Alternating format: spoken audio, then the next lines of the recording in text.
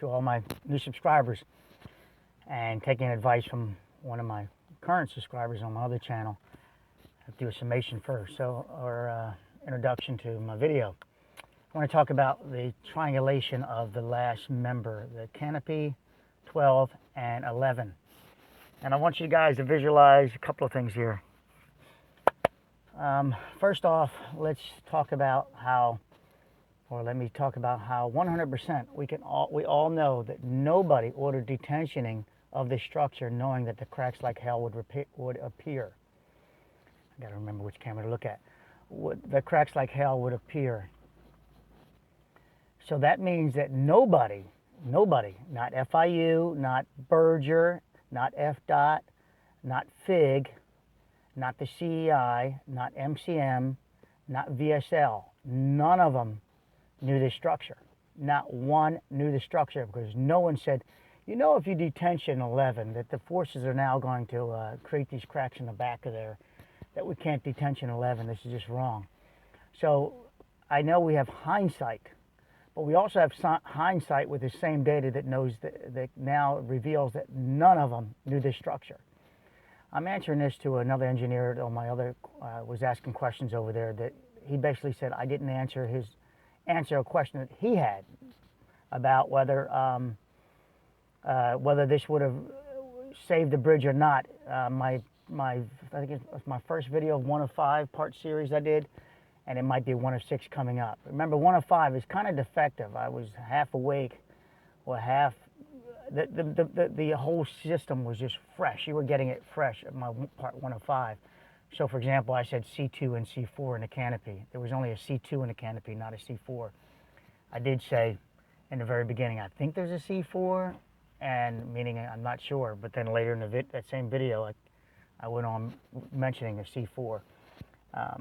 Well, I later retracted it in the next, and maybe around part 4 or 5 of the videos.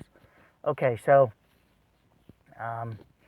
back to this. So none of them understood that 11B, that's the top part of post tension, was holding. That once they released B, that it would do that, have that effect of number 12.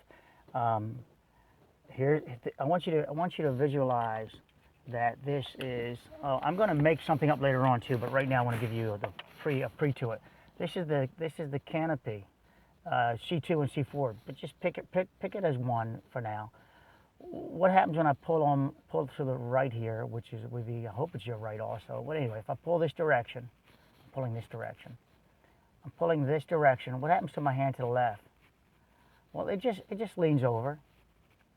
So now I want you to run from here to here, my elbow. I want you to run the cable that they released. When they released that cable, this triangle. Let's see if I can get you a triangle here. So this is number 12. This is the canopy. This is the cable they released. I'm going to show you this. So number 12, this number B. Are my hands dirty? No, it's just a visual. So this is B. All right, don't worry about A down here. This is in the deck. This is B holding this triangle together.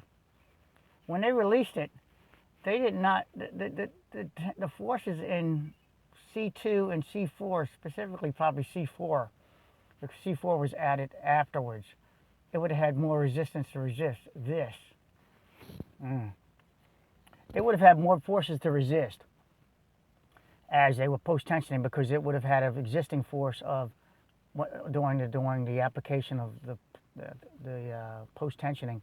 This force would have already been there for C4 to have to overcome to get to its amount of kips. And so when you release that amount of force, this friction, if you will, and it's wrong, I'm calling it friction, right? But I want you to think of, I'm trying to help you think of something. When you release that friction, it's a release. It now lets the top canopy, C4 specifically, I think, have extra force to pull over, to camber just a slight bit at this joint over, not this joint backwards. That would. So you release number B. So here we are here. I got distracted by someone behind me. You release this, and what happens? I'm going to release this, right? The triangle, you see what happens. It allows the top intersection where it's at my mouth, and my hand is the pivot point, the bottom of the deck. It allows it to hinge a little bit, pull. The forces are no longer keeping the triangle together. It allows it to pull. I'm trying to slacken it and pull at the same time to show you at alignment. I'm exaggerating here, but this is loose here. It now looks similar to that. Just a little bit of exaggeration. But here's the thing. When they released the B here, they didn't release it fully. They just loosened it. It cracked like hell, and so it did that, and it regrabbed. It regrabbed because of the plates are still in there with the nuts. And so this is where it became crack like hell limit. It could not do it anymore. If they undid this thread all the way, I believe we would have said, if they undid that thread all the way when they loosened it, I believe we would have seen the total collapse at that point. Well, we wouldn't have seen it. The car wouldn't have been there. The video camera wouldn't have been there. And it would have been a much more difficult thing to figure out. So it's just that triangle we're dealing with, if we can get out of that.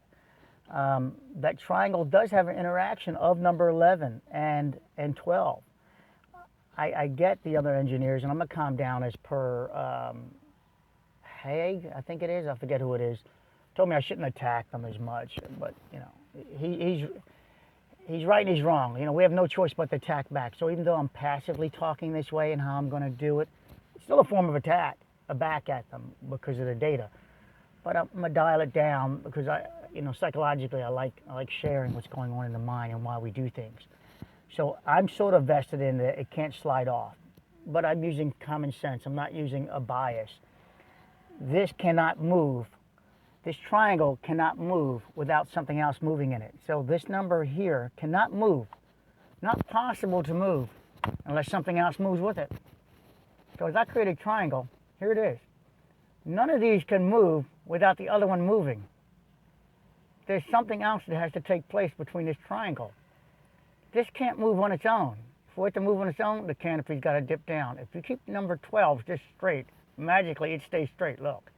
Why would it stay straight if this is dipping down? It's in midair. It can't stay straight. It has to react to the rest of the forces also. So it's interactive. Now see the dip, look. Dip, dip, just a little dip. I'm making them all interactive now. I'm making them interactive. When this was all interactive, this was gonna collapse no matter what, based on the cracks at the deck right here where my finger is, this little bit of opening at that chamfer. It's interactive. So now, for this number 11, just to think of it as sliding, being able to slide here, look what happens to the canopy. I have this stationary in midair, which is not possible, right? So how do you get this 11 to push where my finger is, push it out? You got to do that. And you're lowering your canopy and you're kicking out your 12 at the same time. For your canopy to lower, this means you have a transverse post-tensioning failure here. And for it to kick out, you also have one at the base, for the base to fail. But this is just that triangle. Don't forget, just because I made that triangle interact, I can't all of a sudden say, well, it's a post-tension canopy failure. No, because remember, 9's part of there, and we have a video showing none of that other stuff did any of that action like that. The failure is down here where we are. I'm going to end this video to just give you a fast feeling of something to visualize. I hope that the other group, some of them are seeing like this video here, and they can say, oh yeah, I'm just stuck. That they're just stuck. That's all they are. They're just stuck because they have a file, I call it, psychologically, you own it. And so and they keep fighting it, trying to come up with why, how, magical forces, and you can see their form, and psychologically, I like reading it. Engineering-wise, I find that to be an attack because I expect more from these engineers. I expect them to be more subjective, and this is where someone said that Denny Pate should have hired a peer review person. Really, guys, I don't see that, because you have to realize the mental mentality of you as Denny Pate. You as Denny Pate, you're the one to design this bridge. Well, I know everything about this bridge. You're insulting me by telling me, so you're attacking him, by telling me I have to hire, you know, Kai to come look at my work. I'll do it because the plans say it with the FDOT to get the things through. And I'll shop, and I shop Berger, because Berger and I, well, we've got a relationship via, our past histories of FIG. So Berger is what I'm using. And we argued over price, and I accept that. And I'll go along with FDOT saying that I have to put post-tensioning in number 11 and 2 to do the, specifically 11, I think 2 might have had it in it, to do the transportation. All right. I'll go along with that, and I'll adjust my plans. I have to do that because, that's the way the ball is played. But now a crack appears. Well, no, I don't need somebody else to evaluate my cracks. My structure is sound because, well, I've made it so redundant. You guys say it's not redundant. It's redundant because my post-tension in D1 through D6 and my transverse cables, they're designed to take the loads of the entire canopy. Of the entire 16-inch steel pipes that are 1 3/4 inch thick, that are 16-inch wide, and wind forces and all these other forces, wind and dead live loads. So vibrations from music on the bridge and all. No, my system is sound, and you know what? It's so sound that even Berger and all of them didn't see that I have a problem with all the loads I was going to add. So how can you tell me that that little bit of crack down there is how it's going on? Oh, wait a minute. And I'm double dipping here. I'm talking for him. And some of you guys will appreciate this too, is that they keep seeing this as a truss. And at one point, I think he saw it as a truss system because of something he alluded to. And I was like, wait a minute, you just said it's not a truss system because all the loads will be carried in the deck, as Linda Fig stated. So that means the whole deck is going to be staying rigid. And it really doesn't matter about this crack off there. It's not in my deck. It's in the 12. It appears to be in 12 in that cracking format you see there. I'm going to talk to you guys more about shear in possibly another video. The bottom of when you look at shear also has a blowout moment to it. Also, I'm sorry, a dead load only. It has a bottom blowout moment that I just reevaluate that thing for hours again. And if you look closely in the image, and if you guys from those engine tips are watching me, there's a guy there that SR or something. He really gets into images.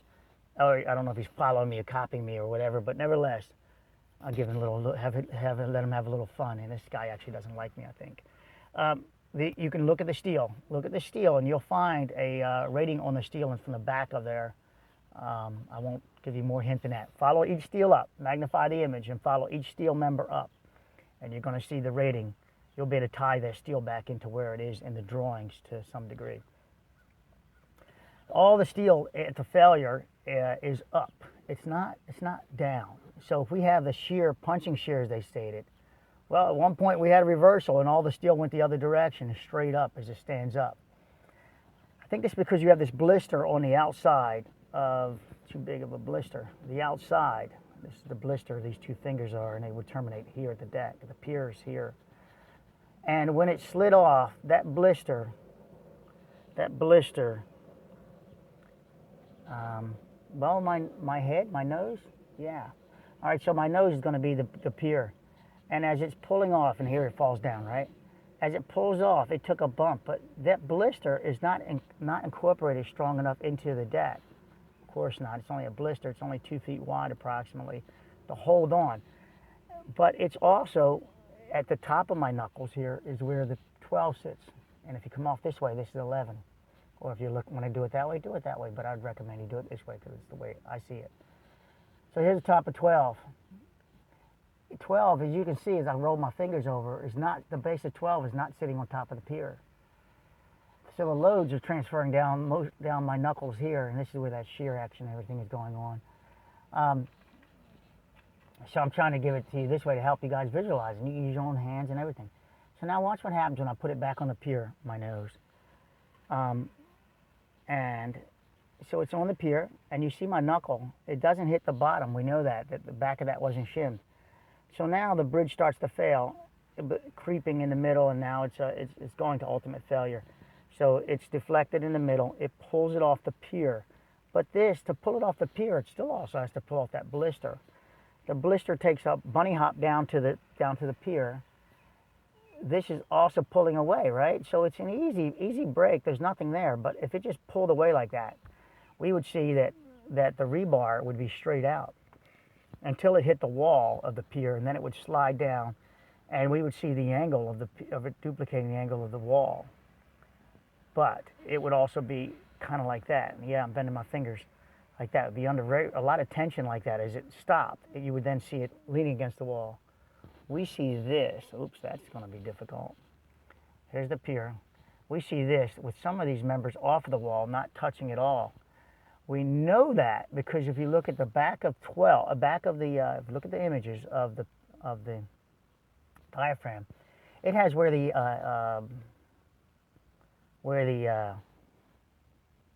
post-tensioning longitudinal cables are made of plastic. They're not damaged. They're away from the structure. The blister bar stick out beyond those plastic caps. The reinforcement went into the blister bar and came up to some degree, and you guys can find that. But all the reinforcement is that way. So when it bunny hopped off, it had a huge surge moving over, enough where it didn't damage that metal. Now some of that metal was already sticking out. If you look at the bridge videos, sticking out. A lot of it was ready to be tied in. It was like, looks like almost like half-inch rebar, most of it. A lot of that went down the wall and scratched the wall up. Don't get confused. So we have the bunny hop off of my nose, the pier. I mean, off of the those two-inch pads. Once it did that, it now starts dragging, I believe, at the top of the pier. And when it clears the pier, when this part of the decking clears the pier, this does not clear at the same time. It's impossible, right? It's not impossible. If it could have jerked way over and cleared totally, that would then put it down on the ground. But that's not the way it happened, because we have to have this beautiful steel that's still represented on top of the pier with J-hooks and all. How do we get that? Is we need to have a dramatic failure, and I was trying to find the shock load or something that took place to explain it. The shock load could be simply that when they post-tension this 288,000 pounds of force, because you guys, a lot of people don't know what kips means, just do thousands, then change it to pounds per force. So 288,000 pounds of force is a shock, a sudden failure of that is a sudden release. There's your shock load, and I don't even know if we can duplicate 288,000 pounds of shock load in an 8-inch plate. You know, what machinery could do it at that dramatic instant. I don't know of, I can't think of a machinery we have, you know, a jackhammer that does that. Yeah, it can do it in a small zone, but we got 8 inches to deal with. 8-inch plate, I think it is, right? Or was it 12? Did they change it? I think it's 8. So now, so you divide that around the plate, right? So, and let's not forget friction. So I know when we think of that plate, here's the plate. The plate has a thickness to it. And we put the shear force, the forces behind it at the edge of the plate going outwards and behind it, the 280,000 pounds. Well, since it's concrete on there and there's no bond breaker, should we not also put some friction inside here on top of that plate, that surface? Remember, post-tensioning is a new creature. It's not evaluated to the degree that you think it would be, that you think it is. It's not. There is no, the testing is all real world, collapse here, collapse there, what might have gone wrong. But there is no real good testing going on with the interactions of bolts. And that's what's going on here, clamp force. So that friction there, how much of that also is creating a new moment? If this is pushing this way on a 45, is it also across the plate on a 45? Isn't that part of the zone also? And if this is pushing that way, does this not create a tension break conversely from whatever this 45 that way, and an arc conversely? Is that not also creating tension behind this, a pulling away effect? A tension right here of 280,000 pounds? I ask you that. You might say, well, it's confined, it's over there. I'm just throwing it at you guys to show you the sudden failure. I mean, we looked at a sudden dramatic failure. Now we have a claim that all of the post tensioning was completed at 288 kips, I believe, something like that, right? But oddly, it was completed right at the end, and it was reported by VSL per the OSHA report, as I think I stated in the previous video. What are the odds of that? That they just completed, but yet no one said that when you completed something, when you're giving a police report, if you will, what's left out is the person would have said, oh, we were breaking down our equipment. This is the way it would have said it. We were breaking down our equipment when the bridge collapsed. But wait a minute, one guy's dead, so you didn't get the report from him. The other one's brain dead for this whole thing. He can't recall. Isn't that mysteriously perfect? A perfect example of being brain injury. All right, so it happens because usually, like if you get in a car accident, that last thing you remember might not be, exactly what you were doing. But he remembers his wife, doesn't he, and his kids. He doesn't see them as a stranger, so he apparently has some memory. But we're led to believe that he's now a child's memory. Whatever. He's learning. It's pretty good that you don't see your wife as a stranger then. It's a brain injury, so we're going to allow him to be brain dead. But we won't allow OSHA to say they got it from VSL employees, because we're down to one now, one VSL employee there. They did not say that they got the same supporting story from the other people, MCM and who else did they say was someone else was in the structure at the time. They did not state that, they did not address that in the report either, that, oh, when we questioned the other people on the bridge, oh, that looks good, my arms, I like that. So they said that they did not report the other, that he didn't give supporting evidence from the other people, but he said VSL employees. So tell me your source. You contacted VSL and you trusted them to say that it was completed. Why? Because right at the time they completed, somebody just jumped on the phone and said, we're completed. Give us the records of that. Give us the data. This is what I wanted, the OSHA, the FIU, the report. Yes, I'm in the report. That makes me very biased to not want to attack the report, incidentally, because, wow, it's my moment of 15 minutes of fame, if you will. But I am going after the report to that extent anyway. I can go at it a lot more aggressively, but my bias is holding me back, just so you know. I find a lot more going on there psychologically and in nefarious directions. I do find it having a lot of supporting evidence to all my videos, which is pretty damn awesome. Not biasly. Pretty damn awesome biasly. All right, so we still have the top of the deck doing this, right? This is the way that they visualized it. It did that. Again, if you remember this, you can't have this going on without the deck creeping down. So therefore, this is not the initiation. The deck was failing here. So why are we discussing this joint? This joint here. Not only that, if you got it sliding, why are you not discussing the cracks in it? This is what I find, excuse me, to be, excuse me for belching. So, excuse me, what I find to be annoying, that the evidence doesn't support structurally being able to slide it off. It doesn't have the integrity. So that's the part that I feel attacked on. Not that the sliding could take place, and I said the sliding could never take place. Not that. It's a hinge effect. It's something. It definitely has some interaction with 12 and that little bit of deck. But we have this other force coming the other direction, and we have this force coming up. That's that number B coming up at a 12. Then we have the counter force of this going down, the blister bar coming down, hopping down, and as it hits, that's that shock load. Watch at the top of the deck here. Watch what happens when I push on my nose, which is the pier top. The shock load, look, it's separated. It's separated at the deck. If you can visualize and visualize this, but now also 12 is inward about like this a little bit too. So here is the blister, here is 12 doing this action, but bam, you're doing this action. It breaks free. Now we got this nice clean break, but we do have some damage inside here that we're looking at, that we can get the cutaway view. And we look at the J bars and all that in such great condition. That would be a shock load. Not a slow pushing off. That would have to require counter forces fighting it. And counter forces fighting it would show a deformation of all that metal. To not get deformation, we just need a smashing effect into this, a giant jackhammer giant sledgehammer just smashing it apart. One hit, and it just reveals all the metal beautifully. I mean, really, you guys are going down it wrongly. Engineers should see that we just need one impact. And the reason why they can't is because not many engineers are a nut job like me that enjoys slamming and breaking concrete to look for cracks, to see what story they tell. I break up concrete with a sledgehammer because I want to see what story each one of those cracks tell me, how they look. I look at the pattern and look at everything. I've got tons of videos to do for you guys on concrete and cracks. I mean, I'm smiling because I find it amazing. I'll share with you, is that mostly until you get into high PSIs, equal with the stones, your cracks are always going to be in the paste. I'm terminating the video because I think it's getting too long, and I'll just open this up for some fun conversation.